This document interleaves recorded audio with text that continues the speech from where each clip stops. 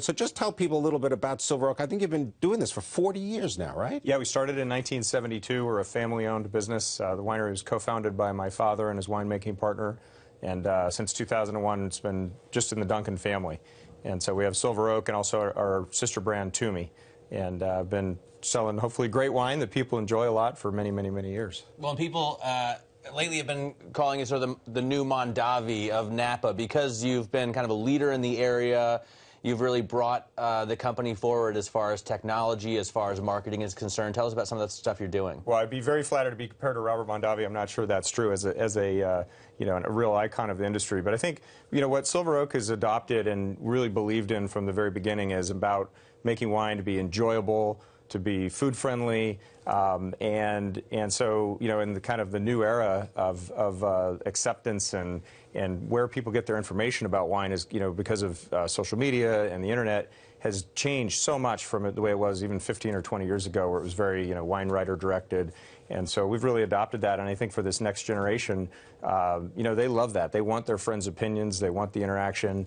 So both from an online perspective as well as just visiting our tasting rooms or coming to the Valley, Napa or Sonoma, we can really touch people and have that effect too. I want to know how you're touching people with price points. Give me the different bottles and the different price points currently. So we're at the ultra premium segment, but we're kind of at the what I would call the value end of the ultra premium segment. So our Alexander Valley Cabernet is $70. Okay. Our Napa Valley Cabernet is $110. Where per bottle. Per bottle. Yeah. So it's not inexpensive, but we like to think it's a great value. And our Toomey wines, Pinot Noir, about around $50 a bottle. Our Sauvignon Blanc is $25 a bottle, so that's your summer white. So that's kind of where we are in terms of price. Give me an update on the harvest. You had the drought in California. I mean, you don't want it to rain now. No. So go ahead. Tell us what the harvest is. Well, it's hot right now yeah. in Napa and Sonoma. And it's going to be 100 degrees in the Central Valley, at least. It's 100 degrees right now, and so it's going fast and furious. It's definitely an early season.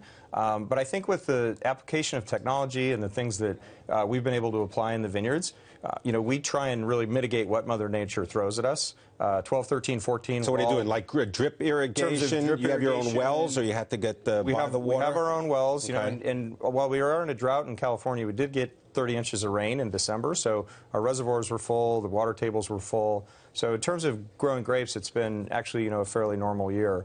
We're a little light this year and definitely early in terms of the crop, but making a consistent wine is something that we've been applying ourselves to for 45 years, and this is another opportunity for us to do it. How much growth is there in, I know that we drink collectively as a nation more wine than France, for example, but per capita, we're still underperforming the French as far as wine consumption. It's not a contest, but go ahead. Well, by a lot, right? We only drink a quarter of the wine that they drink per capita. That's exactly right. So we're, about 5 gallons per person. France is about 40 gallons per person per year. But as a nation, the U.S. became the #1 consumer of wine. And so I think there's a huge growth opportunity. I think more people are enjoying better wines, more people are interested in wines, and even with the whiskey boom and the cocktail boom and the things that are happening, the enjoyment of wine, I think, is just something that's becoming part of our culture. How much of your wine from Napa, do you sell overseas as opposed to selling it here in the U.S.? So that's a great question. We've actually grown in the last 5 or 6 years from about 4% to almost 10%. And so there's more interest in American wines overseas. Previously it was very much about Where's the big market? England is a big market. Sure. China is certainly a growth market and has potential. Tell me about land prices right now per acre. Ooh. If you wanted to buy new acreage, you wanted to get into the business, you just had your IPO, you made a lot of money, you said, I want to go into the wine business. What can you expect to pay in Napa and Sonoma? It feels like 2007 because I'm getting those phone calls from those guys. I figured. How do I get into the wine business? But it's really at peak price? Historically high prices right now. I think planted vineyard, if you're going to be looking at $400,000 to $600,000 an acre. $400,000 to $600,000 an acre for planted. Premium planted vineyard, if it was for sale. Okay, if it was for sale. So, now, just tell me a little. Cabernet. For Cabernet. Yeah. Tell me the disposition of your vineyards right now in terms of the grapes that you're growing and where they're located. So we own about half of the fruit that we use ourselves and grow that ourselves, and then about half of the fruit comes from growers.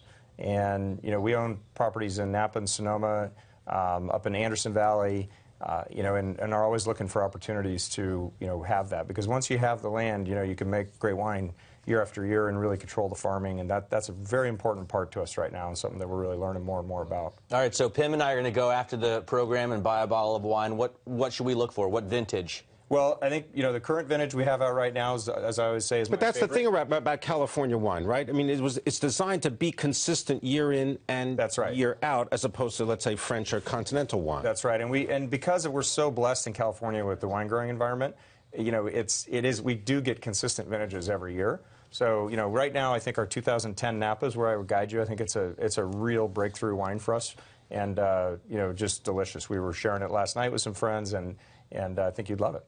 The truth is, we would buy whatever's there. Yeah, probably. But I like that $400,000 to $600,000 an acre for planted vines, if you could buy it. If you could buy it. The drought hasn't made California land any cheaper, has it? No, it hasn't. Not in wine country. Not in wine country.